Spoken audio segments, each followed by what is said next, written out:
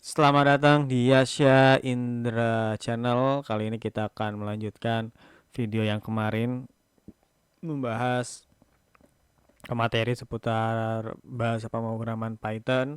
Kali ini kita akan belajar control flow. Jadi ketika kode itu dijalankan, kadang kita ingin mengatur atau mengubah struktur proses yang ada. Nah, ini ada berbagai macam atau ada berbagai cara. Dan biasanya control flow ini berkaitan dengan dua fitur dalam bahasa Python. Yang pertama adalah conditional perkondisian, dan yang kedua adalah looping. Oke.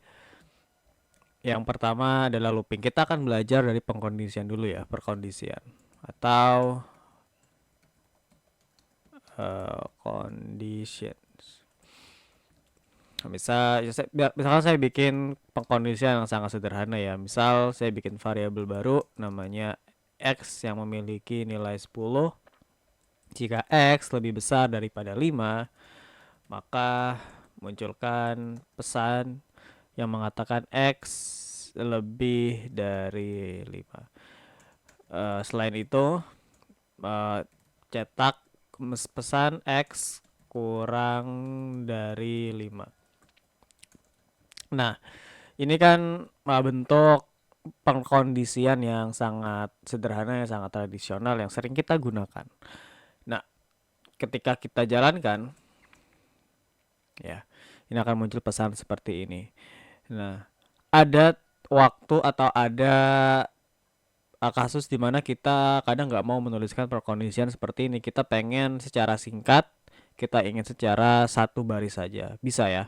Caranya adalah kita bisa memasukkan perkondisian ini ke dalam sebuah variabel. Nah, misalkan saya bikin sebuah variabel baru namanya result. Nah, di sini kita tuliskan pesan atau hasil proses ketika sebuah perkondisian itu benar. Katakan di sini X lebih dari 5. If X lebih dari 5, else X lebih dari X kurang dari 5.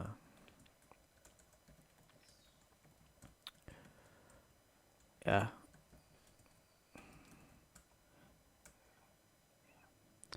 Nah, maka hasilnya akan sama saja ya.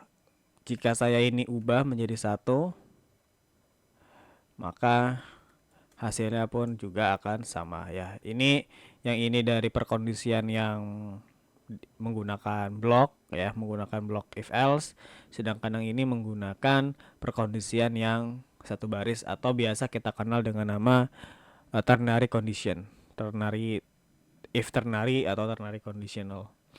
Nah, selain perkondisian, biasanya control flow, kita juga harus mengatur control flow dari sebuah konsep looping.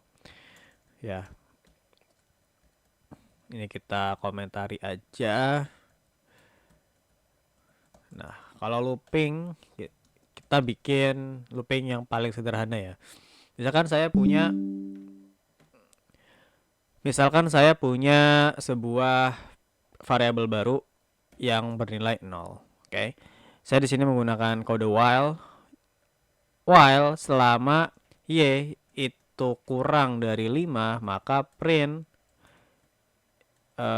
y kurang dari 5. Oke. Ini adalah literal string di mana kita bisa memasukkan sebuah variabel ke dalam string dengan menggunakan sintaks ini ya. Jadi kutip 2 yang diawali dengan huruf F, lalu kita bisa memasukkan variabel menggunakan kurung kurawal. Nah, setelah itu agar y-nya ini mau berulang terus-menerus, maka kita tambahkan 1 di sini. Oke. Dengan begitu nanti y-nya ini kita akan mendapatkan pesan berulang dari angka pertama 0 sampai angka 4 karena y-nya harus kurang dari 5. Seperti ini. Ya. Nah, Nah, kadang kita itu pengen kayak saya pengen angka 2 ini nggak mau ditulis seperti ini, misal. Saya pengen angka 2 ini harus ditulis angka 2 secara harafiah, atau saya pengen pada hitungan kedua saya ingin menjalankan function tertentu. Itu juga bisa. Oke.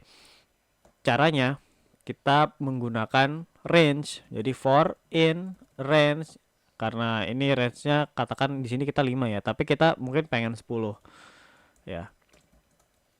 If maaf. If x sama dengan 2, tulis 2.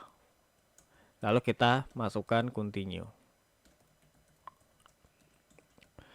Tapi jika if kita tidak hanya meneruskan looping tersebut, kita juga bisa memberhentikannya, yaitu dengan cara menggunakan kode break, yaitu if x sama dengan katakan 8, saya pengen berhenti di loop di langkah ke-8, maka print berhenti ya. Lalu di sini tulis break dan kita tulis y-nya. Apa semua x dari 0 sampai 10. Ketika kita print, maaf ini biar gak bingung ya, kita komentari dulu. Maaf. Nah, maka akan memunculkan pesan seperti ini. Jadi dia di hitungan kedua tulis 2. Waduh. Dan di hitungan ke-8 ditulis berhenti karena kita menggunakan break. Itu dia pembahasan seputar control flow. Nah, coba kita gunakan ya 2 ini dari sebuah function. Misal saya membuat sebuah function baru bernama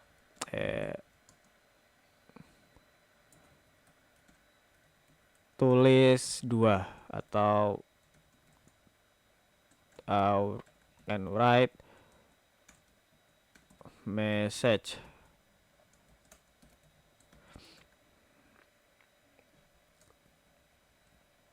Write message tulis 2 di sini ya. Nah, kita masukkan sebuah function di sini. Maka hasilnya akan sama saja. Begitu. Jadi kita bisa menjalankan function apapun di sini ketika pada langkah-langkah looping